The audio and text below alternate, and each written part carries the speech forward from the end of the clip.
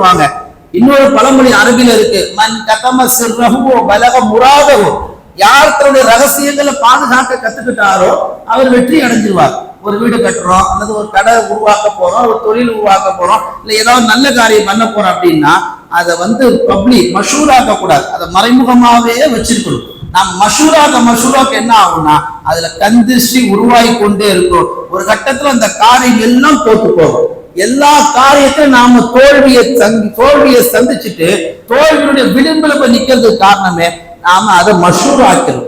சில பேர் சொல்லுவாங்க, இவன் ஒரு ஓட்டவாய், இவங்கிட்ட சொன்னா எதுவுமே நிக்காது. அந்த ஓட்டவாய் தான், அந்த ஓட்டவாயை அடைக்கணும். எதை கொண்டு அடைப்பது? லா இலாஹ இல்லல்லாஹ் முஹம்மது ரசூலுல்லாஹ் அடிக்கடி சொல்லுங்க, அந்த ஓட்டை அடைக்கப்பட்டுடும். அபூ ஹுரைரா ரசூல் ஸல்லல்லாஹு அலைஹி வஸல்லம் சொன்னாங்க, லா இலாஹ இல்லல்லாஹ் மன் கால லா இலாஹ இல்லல்லாஹ், யார் லா இலாஹ இல்லல்லாஹ் சொல்றாங்களோ ஜன்னா, அவருக்கு சொர்க்கம் வாஜிப் ஆயிடுச்சு. இப்ப அபூ ஹுரைரா வேகமா ஊருக்குள்ள போனாங்க. எங்க போறீங்க? இல்ல சொர்க்கம் நசீப் ஆயிடுச்சு, வாஜிப் ஆயிடுச்சு. நீங்க அதை மக்கள்கிட்ட சொல்ல சொல்லாதீங்க. நீங்க அப்படி போய் சொன்னீங்கன்னா யாருமே துவங்க மாட்டாங்க, யாருமே நன்மை செய்ய மாட்டாங்க. களிமா சொல்லிட்டு வீட்டிலே உட்காந்துருப்பாங்க, நமக்கு சொர்க்கம் கிடைச்சிடும். களிமா சொன்னா சொர்க்கம் வாஜிபு தான். எப்ப வாஜிபு? நீங்க தொழுதாதான் உங்களுக்கு சொர்க்கம் கிடைக்கும். வெறும் களிமா சொல்லிட்டு உட்காந்தா கிடைக்காது. சல்லாஹ் ஏன் தடுத்தாங்க? சில விஷயங்களை மறைக்கணும், சில விஷயங்களை சொல்லக்கூடாது. அப்படி மறைப்பதன் மூலம், அது சொல்லாமல் இருப்பதன் மூலம் அதுல உள்ள பகுதியத்து காலத்துக்கு நிலைச்சு நிற்கும். நீங்க கவனிச்சு பாருங்க வரலாறுகளை. அல்லாஹு தஆலா மெஹராஜுடைய பயணத்துல ரசூல் ஸல்லல்லாஹு அலைஹி வஸல்லம் அழைக்கிறான். அப்படி அழைக்கின்ற பொழுது ஜிப்ரீலுக்கு என்ன உத்தரவு போட்டான்? அல்லாஹ்வுடைய தூதராகிய முஹம்மதை அழைச்சிட்டு வாங்க தான் உத்தரவு போட்டான்.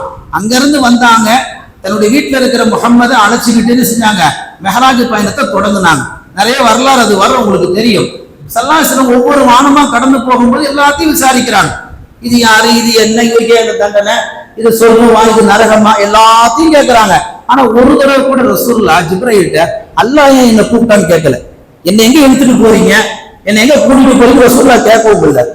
சரி, ரசூலுல்லாஹ் கேட்கல, ஜிப்ரீல் அலைஹிஸ்ஸலாம் என்ன செஞ்சிருக்கணும்? அல்லாஹ் உங்களை இந்த விஷயத்துக்கு தான் கூப்பிடுறான்னு சொல்லி கூப்பிட்டு போயிருக்கணும். அதுவும் சொல்லல. இங்க வந்தவரும் கூப்பிட வந்தவரும் போனவரும் ரெண்டு பேரும் எதுவுமே பேசிக்கல. போற போக்குல எல்லாவற்றையும் பார்த்தார்கள், எல்லாத்தையும் விசாரிச்சுட்டு போனாங்க. தவிர மெயின் யாரு கூப்பிட்டா, எதுக்கு கூப்பிட்டா, கூப்பிட்டவும் சொல்லி அனுப்பல. அல்லாஹ் என்ன செய்யல ஜிப்ரீல்கிட்ட, இந்த காரணத்துக்கு தான் நீ முகமது அழைச்சிட்டு வரேன்னு சொல்லி அல்லாஹ் ஜிப்ரீலுக்கு செய்து சொல்லல. இந்த படிப்பினை தரக்கூடிய பாடம் நம்மள நிறைய பேர் நம்மள மேலடை யாரா கூப்பிட்டா, அவன் எதுக்கு கூப்பிட்டாங்க அப்படின்னு நாம கேட்போம்ல. அது போல எதையுமே ரசூலுல்லாஹ் அதை கேட்கல. வாழும் காலத்தில் நம்மளுடைய அந்தரங்கங்கள், நம்முடைய ரகசியங்கள், தொலைதூரத்தில் இருக்கக்கூடிய சில இலக்கை நோக்கி பயணிக்கக்கூடிய அந்த செய்திகள் எதையுமே மனிதர்கள்ட்ட நாம பழக தோங்கிட்டோம்னா, அதை நாம அவர்கிட்ட ஷேர் பண்ண தோங்கிட்டோம்னா காலப்போக்கில் நமக்கு அதுல மிகப்பெரிய நஷ்டம் உண்டாகும் என்பதை அல்லாஹ் இந்த வரலாற்றின் வழியாக சொல்லுகிறான்.